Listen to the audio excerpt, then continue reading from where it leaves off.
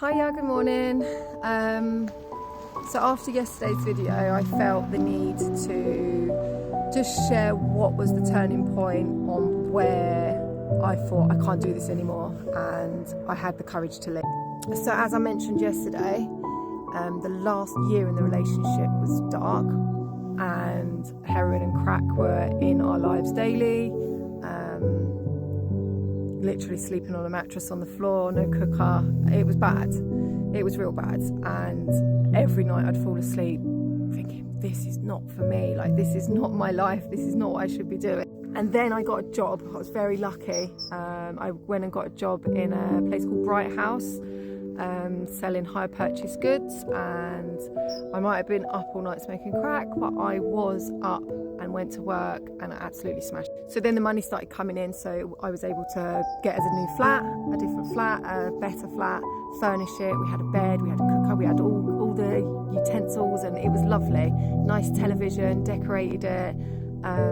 Yeah, there was still a lot of drugs going on because he was selling them, but I was getting up and going to work, and he was doing his thing during the day, but I had a bit of stability. And then one day I got up and went to work.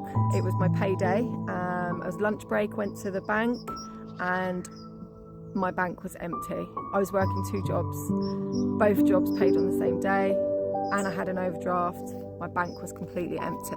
I laugh about it now, but it wasn't funny at the time. I had rent to pay, I had bills to pay, and he had taken my bank card while I was asleep, drew all the money out, and fucked off.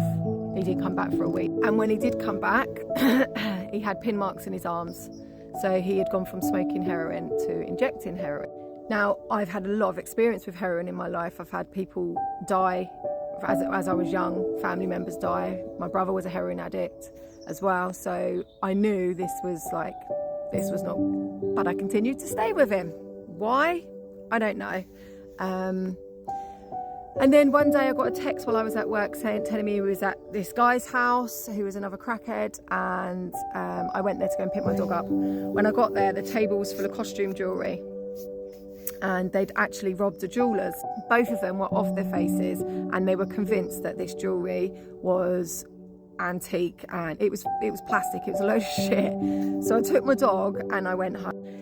He ended up getting 3 months, doing 3 months. He got 6 months in prison for that. And during them 3 months, I had so much freedom.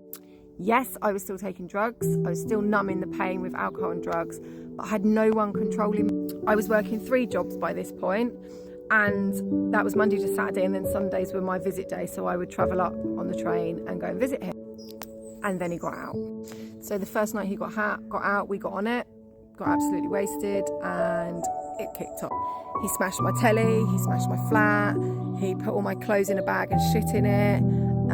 He was vile, absolutely fucking vile. Smashed my phone up, and this was all because I wouldn't let him have my phone and let him check who I'd been talking to over the last 3 months. I hadn't cheated on him, I hadn't been talking to anyone. That's not my style, but he didn't believe it. So we got into a fight. My eyes were blacked again. And yeah, it didn't end well. And I just thought, what the fuck am I doing? Like, I'm working 3 jobs. I furnished this flat, and I am fucking tired of refurnishing flats, buying things because he's smashing them. Like, and I think the 3 months that I had away from him, I wanted that. I wanted that freedom again. I wanted that the no pressure and the no worry and the no stress, like just being able to do whatever I wanted. So I moved out, and I moved into a house.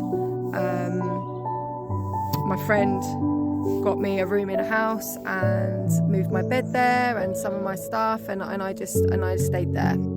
And then I ended up with having a rebound fling with this friend, and fell pregnant. So that was the point where going back was no longer an option, because I was now a mum.